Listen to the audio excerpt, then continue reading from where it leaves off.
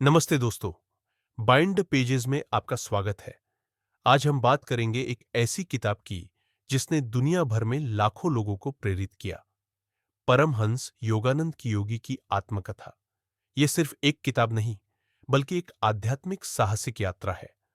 अगले 20 मिनट में हम योगानंद के जीवन, उनके चमत्कारों और उनकी गहरी शिक्षाओं को जानेंगे। चाहे आप आध्यात्मिकता में नए हों या अनुभवी साधक, ये आपके लिए है।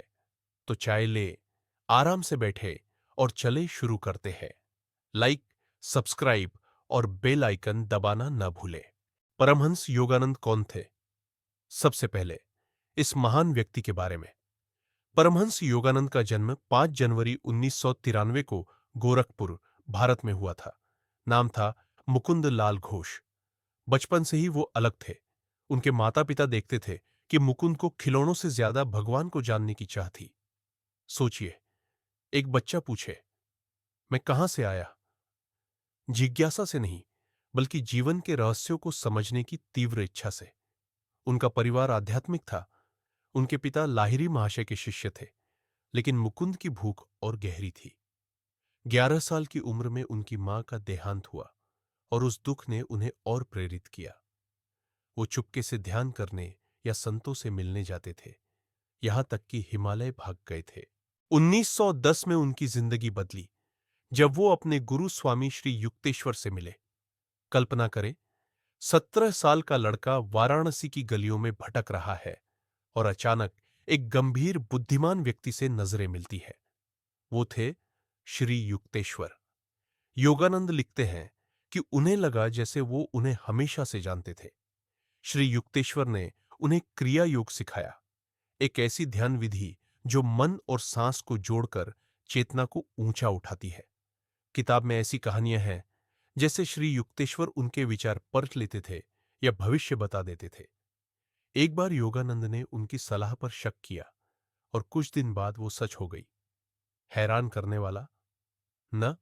अब बात करते हैं चमत्कारों की। ये किताब सिर्फ प्रेरणा नहीं देती, बल्कि दिमाग हिला देती है।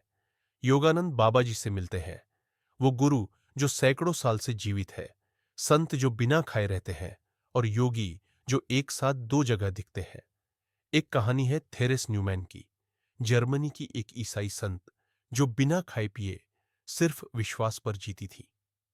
योगानंद कहते हैं, ये जादू नहीं, बल्कि मन और ऊर्जा पर महारत का नतीजा है। शक करने वालों से वो कहते हैं, ध्यान करो, खुद आजमाओ। आप क्या सोचते हैं, क्या सचमुच ऐसा हो सकता है? 1920 में योगानंद ने बड़ा कदम उठाया। वो बोस्टन में एक धार्मिक सम्मेलन के लिए अमेरिका गए, फिर 30 साल तक वहीं रहे, क्रिया योग सिखाते हुए।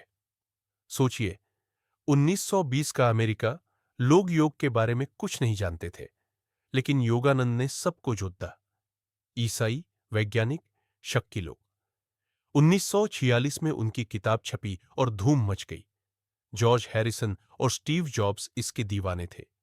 1952 में उनका देहांत हुआ, लेकिन कहते हैं उनका शरीर हफ्तों तक नहीं गला। एक आखिरी रहस्य। इस किताब का सार क्या है? आत्म साक्षात्कार, अपने भीतर की दिव्यता को जानना। योगानंद कहते हैं कि मुश्किलें हमें बढ़ने का मौका देती हैं। उनका एक कथन है, असफलता का मौसम सफलता के बीज बोने का सबसे अच्छा समय है। वो विज्ञान और आध्यात्मिकता को जोड़ते हैं। आज के तनाव भरे समय में उनकी बातें बहुत मायने रखती हैं। शांति, उद्देश्य और जागृति की राह। तो ये थी योगी की आत्मकथा, भारत के एक गांव से दुनिया के दिलों तक की यात्रा। आपने इसे पढ़ा? आपकी पसंदीदा बात क्या है? कमेंट में बताइए। अगर आपको ये पसंद आया, लाइक करें, दोस्तों से शेयर करें और सब्सक्राइब करें। मेरे साथ 20 मिनट बिताने के लिए धन्यवाद।